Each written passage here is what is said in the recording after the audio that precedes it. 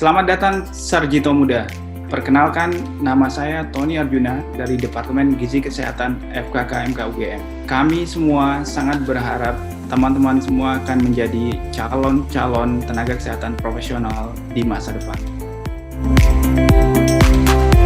Komitmen terhadap keunggulan atau biasa disebut dengan committed to excellence itu artinya adalah ketika seseorang berusaha atau berupaya untuk selalu mendedikasikan, memberikan yang terbaik yang bisa dia lakukan terhadap segala upaya, kegiatan, aktivitas atau apapun yang dia hadapi, sehingga hasil yang dihasilkan menjadi sesuatu yang terbaik yang bisa diharapkan atau didapatkan dari kegiatan tersebut. Orang yang committed to excellence itu memiliki beberapa ciri. Salah satunya adalah yang pertama, dia memiliki tujuan yang jelas di dalam hidupnya. Dan kira-kira nanti ketika sudah lulus itu akan mencapai IPK berapa misalnya. Jadi dari awal sudah ada tujuan jelas yang ditetapkan.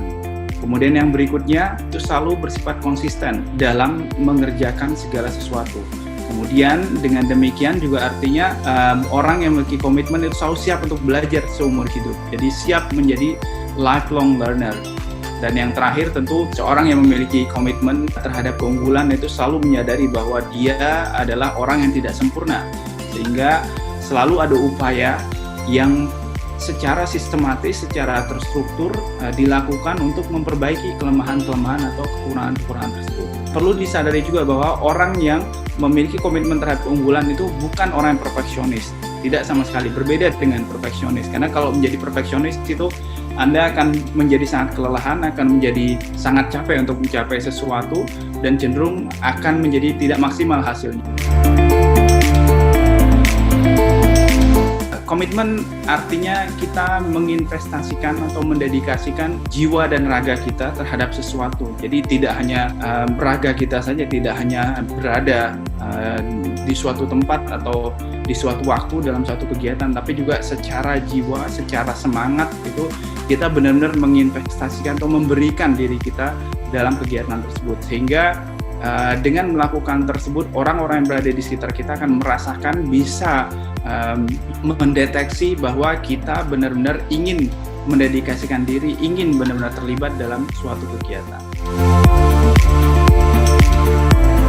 Contoh yang paling gampang mungkin yang nanti akan banyak teman-teman lakukan ketika kuliah adalah bahwa tidak selalu berusaha untuk menjadi yang terdepan atau yang terbaik atau yang paling tinggi di kelasnya atau dalam mencapai suatu nilai gitu. Tapi yang dilakukan adalah dia selalu berusaha untuk memberikan upaya terbaik untuk menguasai atau memahami suatu mata kuliah atau suatu blok atau suatu subjek studi. Bukan semata-mata demi untuk mengejar nilai untuk menjadi yang tertinggi di antara yang lain, tapi benar-benar untuk membuat dirinya menjadi semakin kaya ilmunya, menjadi semakin paham terhadap sesuatu dan menjadi semakin kuat skillnya. Sehingga tujuan akhirnya sekali lagi bukan menjadi yang terbaik, tapi menjadi yang memberikan usaha terbaik untuk mencapai penguasaan diri tersebut.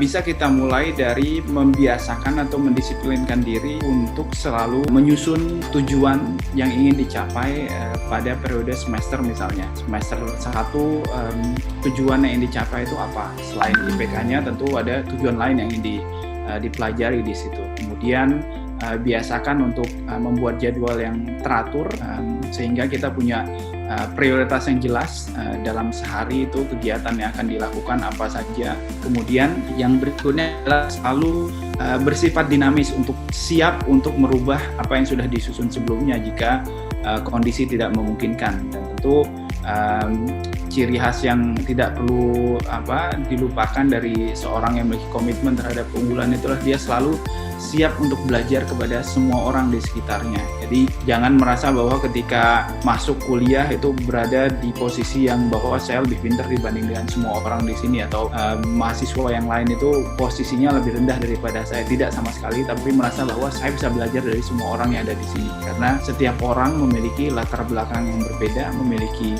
proses pertumbuhan kehidupan yang berbeda, dan ada banyak pelajaran yang bisa kita petik dari pengalaman dan kehidupan setiap orang.